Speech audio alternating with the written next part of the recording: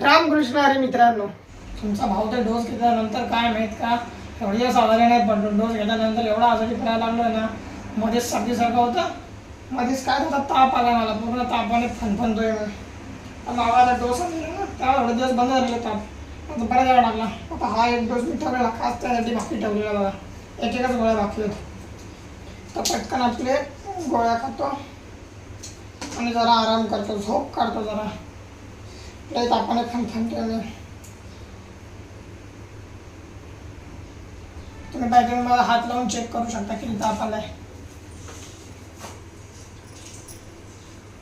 180 degree Celsius तापमान आहे माझ्या शरीराचं. 180 म्हणजे कळतं का तुला काय ते? किती? 180 डिग्री. 100च्या वर गेला की तापामध्ये काय हालत होते माणसाची. 180 मध्ये तो ढगात पोचतो. सॉरी अरे, मी सगळं मॅथ शिकतो ना. 180 डिग्री, 260 डिग्री, 360 डिग्री वगैरे, तर नुसतं माझ्या डोक्यात तोंडात डिग्रीच बसलं. 180 डिग्री सेल्स बसले माझ्या तोंडात.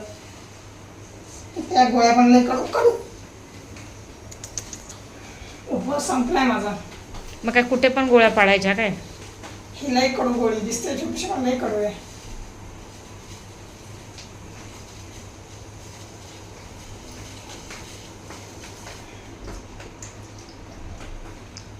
हे चांगलं, हिचा काही खराब चव नाही, जी चव असते लागत तिची मला तर.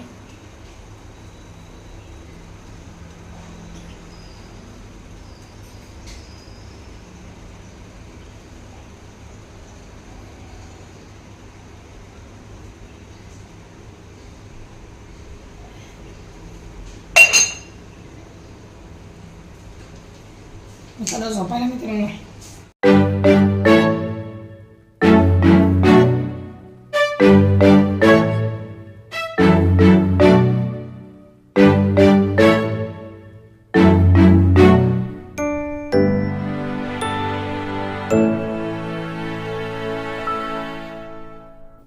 मित्रांनो, आम्ही बाहेरून पास्ता आणलेला मम्मीने, त्यांनी काल. तर काल उपवास होता म्हणून खाल्ला नाही, तर आता आज मम्मीने बनवला नाश्त्यासाठी संध्याकाळी. आणि आता माझा ताप उतरला आहे, तर आता मी खाऊन बघतो जरा. पास्ता हा बाहेरून आणला, पहिल्यांदा खाते मी पास्ता माझ्या लाईफमध्ये. जे तिकडे खाल्लेला लई खराब लागलेला. तुम्ही तेव्हा कधी खाल्लेला माहिती आहे? जेव्हा माझी राज्यस्तरीय स्पर्धा होती संस्कृतची, तेव्हा खाल्लेला मी पास्ता फर्स्ट टाईम. तो पण व्हाईट सॉस होता, एवढा खराब लागलेला नव्हतो. आता हे पहिल्यांदा मी खातो आहे. हा काहीतरी चीझी टमॅटो ट्विस्ट, पॅकेटमधला रेडीमेड आहे. आता खाऊन बघतो कसा लागतो आहे. मित्रांनो, एक मिनिट थांबा. नाहून लाईट येते ना, मग ते असं वाटतं माझ्या डोळ्यावरती सूर्यप्रकाश वाटतो आहे. 2 मिनिट थांबा, मी खाऊन बघतो आणि तुम्हाला सांगतो.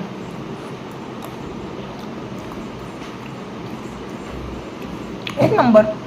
हलका हलका तिखट लागतंय. हलकं तिखट लागतं. काय करतो? व्हिडिओ रिव्ह्यू मित्रांनो, हलकं तिखट आहे, बाकी एक नंबर आहे.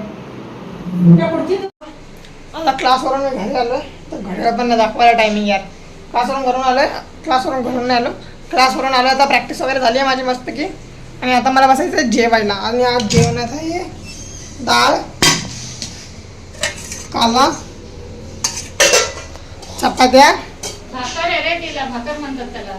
ओ भाकर आणि पाण्याचा रिकामा ग्लास. भाजी पण आहे मेथीची. ती तर मला आवडते, मी लहानपणापासून खात होतोय. तर संध्याकाळी पण मी नुसती मेथीची भाजी खाल्ली, तर पास्ता खायच्या आधी. नुसती मेथी, इट्स मेथी.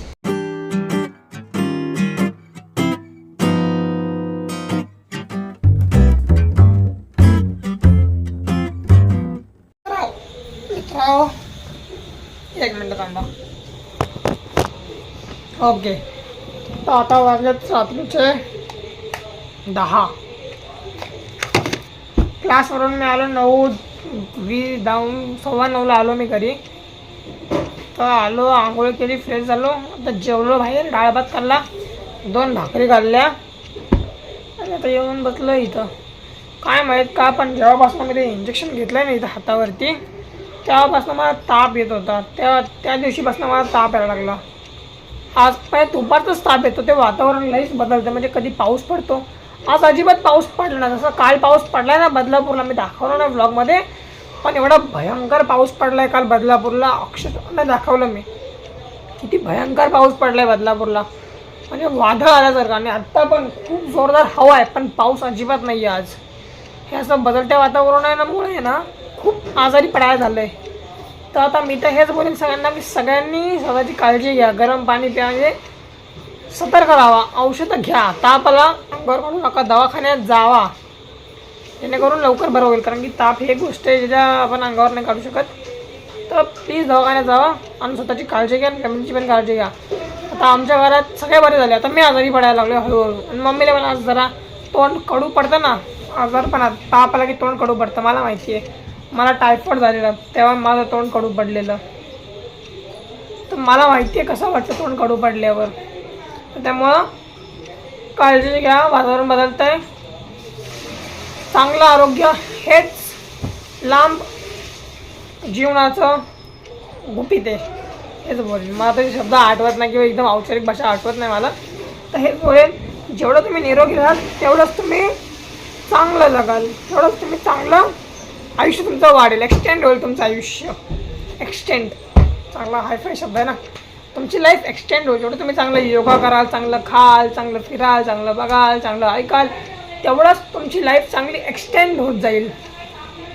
चांगल्या चांगल्या गोष्टी करा, जसं की रोज सकाळी उठून योगा करा, प्राणायाम करा, चांगलं चांगलं जेवा, हेल्दी जेवा एकदम. आता मी बघा कधीच बाहेरचं खात नाही, एकदम चुकून माकून मी कधी काय बाहेरचं खाल्लं तरच. बाहेरचं म्हणजे मी काय खातो, वडापाव.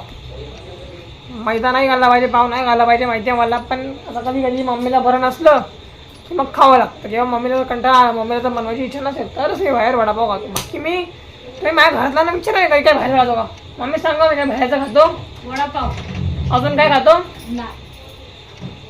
तर ह्याच्यामुळं मी कमीत मम्मी मी आता आजारी आत्ताच पडलो, ते पण तापामुळं इंजेक्शनमुळं आजारी पडलेलो. कमीत कमी 1 वर्ष झालं मला आजारी पडून. आजारी पडलो नाही असं बोलायचं. हां, आजारी पडलो नाही, 1 वर्ष झाले मी आजारी पडलो नाही. ह्याच्यामागचं कारण काय, चांगलं हेल्दी जेवण, हेल्दी डाएट, हेल्दी योगा, चांगला योगासनं, बॉडी फिट राहणं आणि आपलं माइंड चांगलं राहणं, त्याने आपण फिट राहतो. आणि आईशी भांडणं, आईला उलटं बोलणं करायचं नसतं. मी पण नाही करत, तुम्ही पण करू नका. जाऊ द्या, तर काळजी घ्या, सतर्क राहू, सावधान राहू. सावधान इंडिया.